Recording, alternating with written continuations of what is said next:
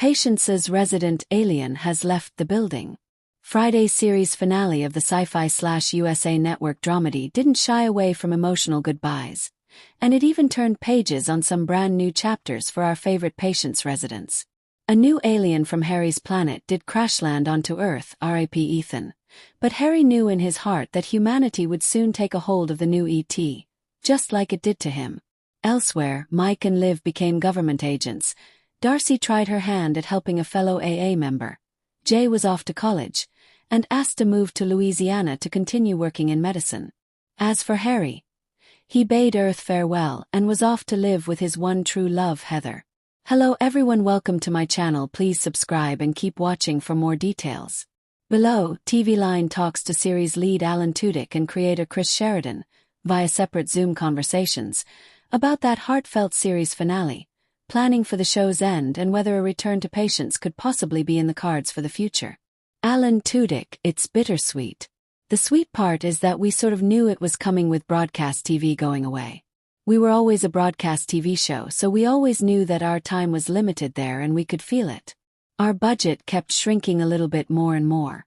Our ratings kept going up and our budget kept going down, so something wasn't right, and we knew going into this last season, season 4, that it was probably going to be our last season. So Chris Sheridan wrapped up the story, and it was great to live through the characters getting some closure while we were also, at the same time, going through our own closure after 7 years. It's only 4 seasons, but we did it for 7 years. Chris Sheridan, I feel good. Look, I could have gone 10 or 15 seasons, yes. That would have been great. It's just not the nature of television these days. Just doesn't work that way. I try to focus on what we did get, which is 4 seasons, which is a lot more than most people get, and we were able to finish telling the story. It's certainly possible we could have gotten the rug pulled out from underneath us after season 3, which almost happened and very easily could have happened. So to be able to come back for another season and be able to finish telling the story, I'm incredibly lucky and I'm very aware of that. It was a good season. I really love the storytelling and I love where the characters go. I'm just sort of relieved and thrilled that it all worked out so well. Tudyk, that's the bitter part. The world going away, but it leaves it open in a way. This world is such that you could start another season right after this season where it's like, nope, I left and now I came back. I'm sorry, I ran into Venus and I met this new character. And you could go, okay, let's see what you've got. But it's very sweet. Everybody's moving on. Especially with Asta's character. Every character this season has had a chance to go through something and to grow and to make a decision and make a choice. Feels right. Like an ending which is about to be a beginning. Tudyk, I'm going to miss the uniquely bizarre ability to go very far in comedy and it still be kept in a realm of reality. That's very hard to pull off. I think this season it was best exemplified with Heather, where I'm giving her a love message, a love poem, which is beautiful and talking about my deep love for her. But it's done in my language where it's just, Tudyk makes a bunch of alien sounds. It's moving. You're sad for the beauty of how much he loves her because he truly does. And then he gives her a poem in ridiculous gibberish. It's the laughter through the tears kind of thing. I think it is a hard thing to do, to set up a world like that where you can have reality and truth and honesty right next to absurdity. A lot of people try to do that. A lot of horror comedies try it and get close, but it can get silly so easily or it's not funny enough. This had the ability to live in extremes and I will miss that. Sheridan, I'm going to miss the actors, I think. I'll miss the actors and those moments on stage. Everyone was very close working together. Shooting those scenes, like Harry Vanderspiegel trying to give CPR to an octopus, Harry and Heather kissing at the dinner table in season 3 and doing ridiculous things. The emotional stuff like watching someone like Alice Wetterlund go from being a stand-up comic to an incredible actor. She was always very good, but seeing the stuff that she pulled off this last season was just, I'm so proud of her and incredibly impressed with how good she is. Everybody, Sarah Podemski, Levi Feeler, Meredith Garrettson, Corey Reynolds, Liz Bowen, Judah Pren, is great. Gracelyn Awad-Rinka is incredible. They're just all great actors and great people, and I just found myself shooting these scenes and just staring in awe at some of the things they're pulling off and how they're elevating the scripts every single day. It was absolutely a gift. Tudyk, on that last day, I really enjoyed watching the camera feed from the drone shot, which was Harry's ship leaving.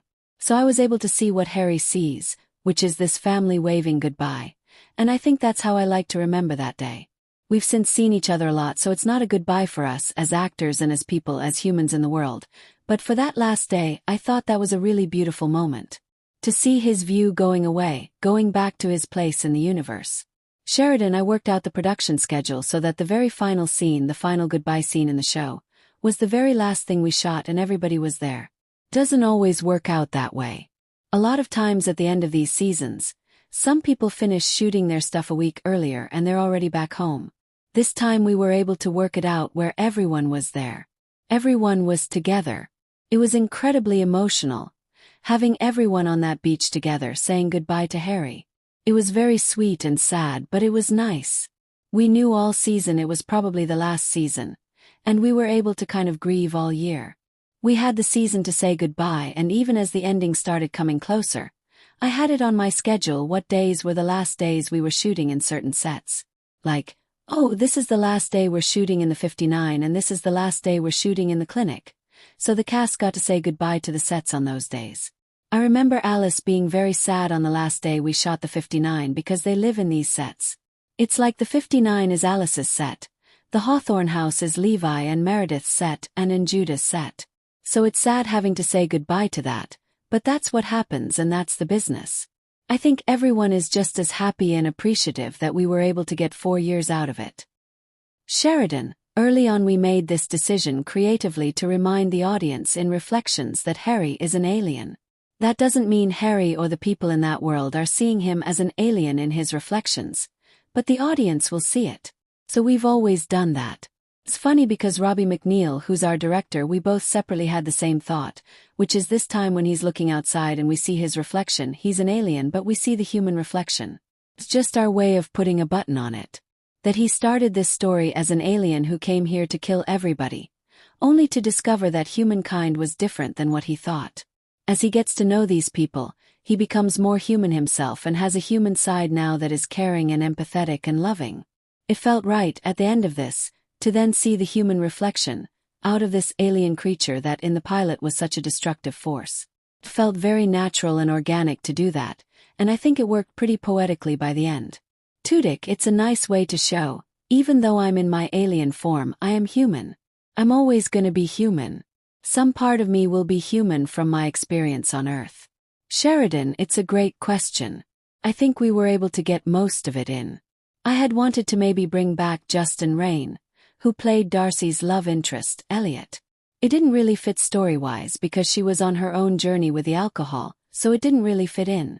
I did have a sequence I wanted to do in the first episode that I wasn't able to do, which was a dance number with the Grey Aliens, as an introductory to Bruce, the Jinx Monsoon-voiced Grey Alien.